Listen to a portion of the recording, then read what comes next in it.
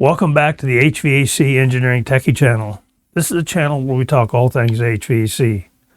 Engineering design, construction, equipment, systems, test and balance extensively, controls, efficiency, and system performance. Today's lesson is on temperature balance of existing systems. This is what we do when we have an existing building that's out of balance and there's just temperatures are different in every room. And this is an easy way to change that rather than trying to do it a way that takes a lot of time. This is fairly quick to do, and it gives you a way to calculate the answer before you actually do the work. So before we get started, again, I'd like to bother you about becoming a subscriber. If you're not already a subscriber, I would really appreciate if you would click the subscribe button down below and become a member. I'm not trying to collect your data. The reason I do this is Google uses that to judge this channel. So it doesn't cost you anything. It's totally free. It's totally painless for you. And I'd really appreciate it. I'd consider it a big favor. Thanks. I'd really like to see that happen. All right, let's get started on talking about temperature balance.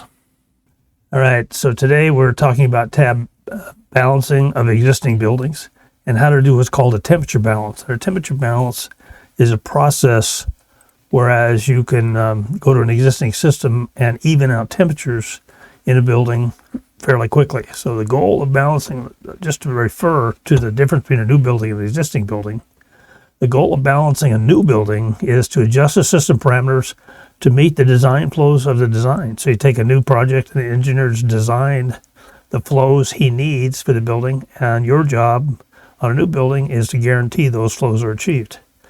Document system performance, so we have a documentation of what really the system is doing. And to document system components, we know that this is the exact components in the buildings. And the goal of an existing building is actually different.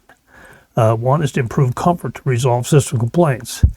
So we're not paying attention to what the existing design said normally. We might, in a building, we might have a reason to actually do that. But the reason is that systems change over time. And we're trying to balance it to what it needs right this moment, not what it needed when it needed the design. And there's several ways we can do that. And this process we're talking about today is one of those. And to correct system deficiencies. So normally we'll do in existing buildings, we're trying to make sure the building works. Instead of saying it needs to have 800 CFM exactly, it might need 900 CFM because they put more people in the building or less people. So issues with existing buildings is occupancy changes. A lot of times they'll take a storeroom and turn it into a copy machine room or something like that. And of course, the original design didn't have any of that heat gain in that room, so you'll have to change the airflow to that room to keep it comfortable. Our system changing without tab. In other words, okay, let's add a new room and we'll just stick the grill on and we won't bother to test and balance the flow. That happens all the time. A lot of people don't realize that what they add on one thing changes everything else. So that's why systems get out of balance, and that's why buildings have temperature problems or occupant adjustments to grills. The gray tape and the cardboard stuck in the grill, that affects the whole system, not just their one grill, and it is a reason to have to come back and actually change things. Our non-functional components, something that's not working, like a VAV box is not set up correctly, or I've gone to existing buildings and found them working backwards. So in other words, when they were supposed to be full open, they were full closed. When they were supposed to be full closed, they were full open. Those people had temperature complaints. So that's one reason to do that. Or control program problems. Control programming is a thing that needs to be looked at often. They can fail. They can be changed by an operator and not left a record of what was done. And that can affect system performance. All right, when to use temperature balancing? There are some rules. Temperature balancing only works in a certain set of circumstances, and if the building is not in those conditions, temperature balance won't work. So when one or more room has different temperatures for the same control zone. In other words, we have a zone that's got a thermostat, it's got many rooms in it, and if those rooms are all different temperatures, temperature balance will work. Single rooms that have unacceptable temperatures, that's real easy to do. Rooms must be on the same control zone. These are the limitations. So we can't have one room in one zone, one room in the other. You can't temperature between those two. You can, because they're under control differently, so they won't won't work that way. It's always on the same control zone. Now, you could do one room as part of that control zone, another room as part of another control zone, no problem. So you just can't do the two separate rooms off two different control circuits. Rooms must have the same load conditions of normal occupancy. In other words, you can't have 8 people standing in a 2-man office and expect that to be a temperature balance problem. That's not. So unless there's 8 people who are supposed to be in a 2-person office, then you could change that. Rooms must have the same exposure. So if this is the 4 rooms you want to talk about, and this is a southern exposure, that's perfect. That's no problem. One room can be big, one room can be small. That makes no difference. One room could have, this could be a conference room with 8 people in it. This could be a room with 1 person in it. This could be a storeroom. Makes no difference. But what can't happen is you can't have another exposure. In other words, you couldn't have these on a southern exposure and these on a east exposure. That won't work. And the reason, of course, is because in the morning, these 2 rooms see a lot of heat. These do not. In the mid-afternoon, these see a lot of heat. These do not. So they have to be on the same exposure. If any room has glass that's sunlit, sun shining through the window, then the temperature balance should not be used for that room, because what happens in that time of day when the sun shines in here, it's going to be out of whack with the rest of the rooms. And when the sun's not shining on it, it'll be a different condition. So that's why sunlit glass cannot be included in a temperature zone. Now, one suggestion would be to take care of the problem why it's got sun shining on it. The glass is not really supposed to have sun shining on it unless it's a glass wall design where it doesn't have a choice. Then it's a little bit different situation. And if you have glass that's designed to take that heat out, then it will work. But if you just have normal double pane glass, clear glass, and you have bright sun shining through half of it, and it lasts for an hour, that hour is not going to be in temperature limits. It's just the amount of heat that comes in when it's sunlit is exponentially larger than the heat when it's not. So that's a problem.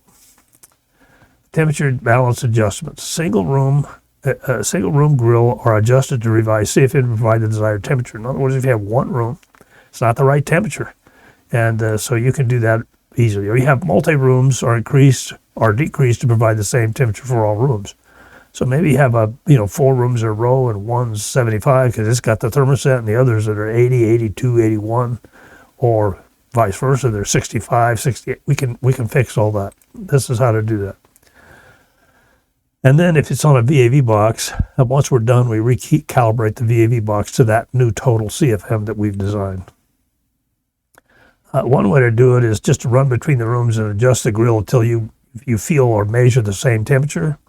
The reason why that's not the best way to do it is because it takes some time. The rooms have mass, and it takes time for them to get to final temperature. So to do it this way properly could take a long time. You need to wait till things settle down to the temperature and let that mass affect the space. So it's best to calculate it first, then do it, and you don't have to worry about it. And that's what we're trying to do here. So the procedure is this. Take the existing temperature and CFM readings of rooms within the temperature balance boundary. Which rooms are you doing? You go through and read all the grills, and you read all the temperatures of the room. Find the desired temperature of the room. So normally that's the room with the thermostat, the one that's controlling. There's one room that should be good. If not, it means the sensor's out of calibration. So, and then using the following formula, correct the room airflow to provide the new temperature. This is a really simple formula. It's just a ratio between the existing room temperature and what you want it to be times the existing CFM. It's super simple, and it works really well. So for constant volume systems such as fan coil units, air handling units, then this calculation assumes there's enough total airflow available to achieve the new conditions.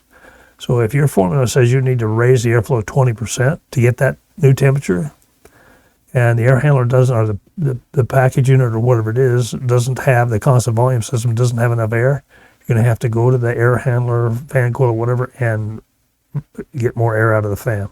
That's the only way you get it. Or else you need to reduce the flow everywhere and hope that the unit can get there by having more time. But the best way is to increase more air. So for VAV systems, variable volume systems, you assume that it has enough air. If not, then you have to make some changes to be able to do your balance. So what we normally do, the flow is limited. So if you can't just open the box more because you're going to take everything out of balance, and it's calibrated for a certain CFM. Well, first of all, you need to make sure when you're doing this temperature balance that you have the box is under control, right? Because this one box is feeding all these zones, and you're just adjusting the zones downstream. So if you need more air, so if this whole box is 1200 CFM and you need 1250 or 1300 CFM to do this temperature balance correctly, then what you're going to have to do is you're going to have to take, this sounds a little strange, but you take and adjust the wall sensor down or up to get less total flow out of the box. So now you have some room to go fool around with the box. You'll get a different temperature, right? So let's say if you have a room that's 75 degrees and you don't have enough air to get there, so then you're in cooling mode, then you raise the temperature of the room 75 up to maybe 77. And then the box slows down a little bit. Now you have some room to get some more air in different rooms. And you'll be temperature balancing to 77 degrees instead of 75 degrees. I hope that makes sense. That's the way you do that. So it change room sensor to provide less total flow of the box, thus allowing room to adjust flow at the grills. If testing in the cooling mode, raise the average temperature. If in the heating mode, lower the average temperature. So you're just getting your box to be, if your box is having problem, the capacity is 75, you raise the temperature to 77, now it's got a lot of capacity, you can do 77. That's all we're trying to do here. Example 1, an existing room is provided with 450 CFM and the room is at 77 degrees. What CFM is needed to provide a 74 degree room? Well, it's really simple. You use that formula, which is existing system. CFM is 450, and you have 77 is what you want over 77 is what it is, and 74 is what you want. And you multiply those two together, and it gets 468. So you're going to need to raise it from 450 to 468. Now, I got to tell you, this is a whole bunch easier to go to that grill, take your hood, change the flow to 468, and you're done. You don't run back and forth and wait for it to get the temperature. You don't have to do any of that because it's mathematically 100% guaranteed that it will get to that temperature. So it is so much simpler to do. Okay, adjusting the grill to get more CFM. If the grills are full, open, and more CFM can be achieved, of course, you have to go back to the main unit to get more air. Example 2, an existing zone has 2 rooms. One with a thermostat has 640 CFM and a room temperature of 75. The second room has 850 CFM and a room temperature of 72 degrees. What flow is required for both rooms to have 75 degrees? What we're trying to do is make them the same temperature, right? So we do the formula. So one room has 640 and 75, because it's the control zone. It's the one that's got the thermostat. So you don't have to do anything to it, right? Because the one with the thermostat should always be right unless the sensor's out of calibration. The next room is 850, and you want that, it's 72. At what flow would you get it to 75? And you divide those, so it gets 816. So it was 850. Well, we need to reduce its flow to 816. Now, when we do that, it's going to push this one up a little bit, so we might have to look at that a little bit. But if it's a few CFM, it doesn't really matter. So you'll be close. And I always use a table. So this is room 1, and the star is where the thermostat is. 2, so 640 and 850. They were 71 and 72, and desired temperature 75, and the new CFMs are 640 and 815, bring it to 1456. So we need to reduce the system total CFM, and it'll probably happen just by the induced pressure we put here will probably lower the flow, and we'll probably be in good shape. But what we're doing is guaranteeing that these 2 rooms will have the same temperature. That's what we're trying to do. Once the grill is balanced, you may have to trim this other one down if you feel it's too high. If not, it's no big deal. All right, example 3. An existing VAV box serves 4 rooms. Each has different temperature. The goal is to adjust the CFM so all rooms within the zone are the same temperature. Okay, so room 1's 540 CFM at 73. Room 2 is 450 at 75. That's one with the sensor. Room 3 has 340 CFM at 78. Room 4 has 620 at 77 with the desired temperature of 75. So we go through and do these formulas for each one. Room 1 was 540, and so it needs to get, it was at 73 when we want to raise it, so now we need to take the CFM down to 526.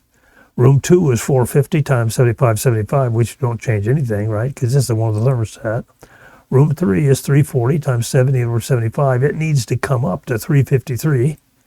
And room 6 is 620, and it's 77, and it needs to come up to 636. So here's the table. So here's the 4 grills. Here's what the existing CFM was. Existing temperatures, new the new goal temperature. And here's the new CFMs, and they all add up to 1966. So this total room also needs to be increased a little bit, but these new CFMs will get them all to the same temperature. As long as the limitations we talked about early in this video are maintained, that you don't have different exposures and you don't have one sunlit, or you don't have one room with an unusual occupancy. Like 8 people standing around talking around a guy's desk. That's going to be a problem. Again, the CFM of the main unit will have to be increased. Now, you can do the same thing for water that you're doing for air. So if you have an existing room temperature and a fan coil unit, GPM reading and coils within the temperature balance boundary, you can do that. So you can do it the same with the other. One fan coil, many fan coils, you can do the same thing. You can find the desired temperature of the rooms. Using the formula, follow correct the fan coil water flow to provide the new temperature. It's the same formula. Existing GPM of the coil over the existing room temperature divided by the desired room temperature gives you new fan coil GPM. That's as long as you've locked the flow. You've opened the control valve so it has the same flow. You're not letting it modulate while you're trying to do this, but yeah, you do that. So here's an example.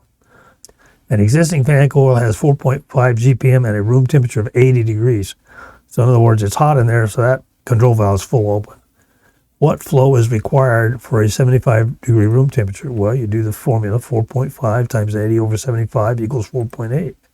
So basically, without touching the room, without worrying about the control valve, you said that I need to increase this flow to 4.8. So you go to the fan coil unit, make sure the control valve is fully open, and change the balance valve to 4.8, and you're done. Now, you don't care about what temperature the chill water was or anything. You don't care anything about that, because this will increase water flow now. You want to make sure something's not wrong and that the water temperature is supposed to be 45 and it's 50 degrees, then you're going to have a problem. But once you've done that basic due diligence to make sure the system's working, you just need to do this new flow. The balance valve is already full open, then either the other fan coil flows will need to be reduced or the pump will need to have more water. It's just like an air system, is no different. Water is a little easier than air, but still you can use this temperature balance on water as you can air. So this is a really easy thing to do. And it's really one of the things that separates the boys from the men that know how to do this in tab. So put this in your book of tricks. It's easy to do, and it'll help you be faster and more accurate on the job. So I hope that was interesting. I've always used this, and I've liked using this. I thought it's a good process. So I hope you guys have a great day. Appreciate you being a subscriber and supporting the channel. Thanks a lot. Talk to you next time. See ya.